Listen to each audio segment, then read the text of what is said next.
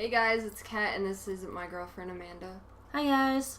So this all really started at 8 a.m. when my alarm went off, and I jolted up and freaked out because I had fallen asleep with Kat's computer on my lap because I was watching Netflix. When I woke up, I didn't have a computer on me. I was actually laying on my left side, and so if the computer had been on me all night, it would have fallen onto the ground. And I looked over, and Kathleen actually had it on her lap. I don't even remember it hardly. Yeah, and then she got up, and in the process of getting up, because she sleeps on the right side of the bed, she stepped on my foot. She went to the bathroom, which felt like it forever, because I remember scooting over to her side of the bed and just falling back into deep sleep. She got back in bed, and then I remember thinking this conversation, asking her to get up and go to the bathroom with me. She said that she heard it, even though I never actually said it. I really seriously thought she physically had said it, which it just really freaked me out. Well, she actually knew the conversation I had in my head, word for word. That's the reason why I believe that she actually heard it telepathically. Why else would she know it word for word? And I don't word it the same each time we have the conversation. Yeah, and it's not just this one incident. It's just randomly. Sometimes we'll be speaking and she'll finish my sentences or I'll finish her sentences. It's just something I've always been able to do. I just blocked it out because growing up people tell you that's not possible. So. And so we just fell back asleep nothing ever happened. We were sleeping pretty deep until her brother called, and that was at 9:42. And I had just fallen back asleep, and then all of a sudden we both jolted awake as soon as I got that phone call because I forgot to put my phone on silent. Her phone was turned all the way up, so it was really loud. Yeah, and I thought that conversation with my brother lasted 10 minutes, but in reality it only lasted a total of 2 minutes. It's almost like time was slowed down. It was really weird. Yeah, I also thought that it lasted 10 minutes. The whole time, this whole situation, it just felt like slow motion. That's why it felt forever when I was in the bathroom. Yeah, it felt like she was in the bathroom for 15 minutes. I was about to get up and check on her. Yeah, there was just something awkward about that. She's like, well, since I'm up, I might as well call Access, which is our transportation system. It's the bus that we ride to get to the places since we don't have cars. Yeah. I just called because I had a really important job interview to go to. She had actually asked me to call them, and I said no. I said that verbally, but it was kind of because I was sleeping. And then I mentally thought, I'm sleeping, I'll call when I wake up. And then she's like, fine, I'll call them now. She knew that I said that, even though I didn't actually say that. And then she said she was responding to what I thought. And so she called them at 9:48, and I felt like that conversation lasted forever. I thought she just fallen back asleep out here because it had been 20 minutes and she still hadn't been back in the room. But the call had actually lasted 5. Yeah. It was so weird. And then whenever she came back in, because she had closed the door to her bedroom, and it's really loud when you open it. It's a really distinctive noise. So when she came back in, I jumped up because it startled me. And then she just got into bed, and we had a conversation about her ride and when she was leaving and Walmart and all that, because that's where her interview happened to be. Next thing I know, I'm having this really crazy dream. I knew that I had to get up pretty soon because I know I had to get up at 12.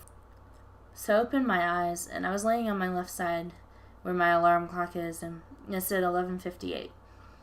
And then I just remember seeing somebody standing by the closet, which kind of freaked me out, but at the same time, I didn't get a creepy or eerie feeling about it, so I just sat there and analyzed the person. This whole part of this experience did not take that long. It was a matter of probably a minute total. It only took me about 2-3 seconds to analyze this person standing in front of the closet. I just kept looking head to toe, and this person looked so familiar. Like, it reminded me of someone, and then I realized that it was actually Kat. And I just was like, no, it can't be. And so I remember thinking, is that you, babe? Are you standing there? And then automatically, whenever she said that, I automatically heard that. But it was not physically spoken. It was totally mental. Like, I didn't say anything out loud at all because I wasn't sure what it was, and I was I was freaked out, but at the same time wasn't. And this person was naked, which really kind of freaked me out. I know Kathleen's body extremely well, so I knew it was her. I blinked my eyes, and she was gone. And then I rolled over and was like, babe, it's time to get up. But I didn't say it. I thought it the first time, and then I actually said it. You know how you think things and then you say it? Well, that's what I did. Yeah, and I heard her both times mentally and physically. So then I got irritated. And I was like, yeah, I heard you.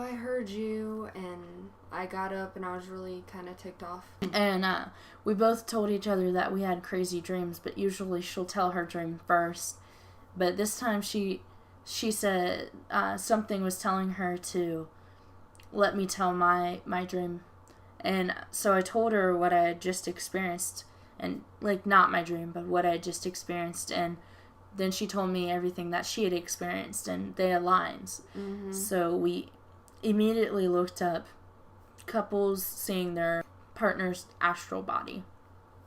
And the one story that really stuck out to us was this woman who had gotten up, and she saw this naked man running towards her. So she runs into her bedroom, closes the door, and pulls her husband close to her. She swore it was like a robber, intruder, or something. Yeah. But then she saw this naked man run through the door and jump into her husband's body. And that's when she realized it was her husband's astral body.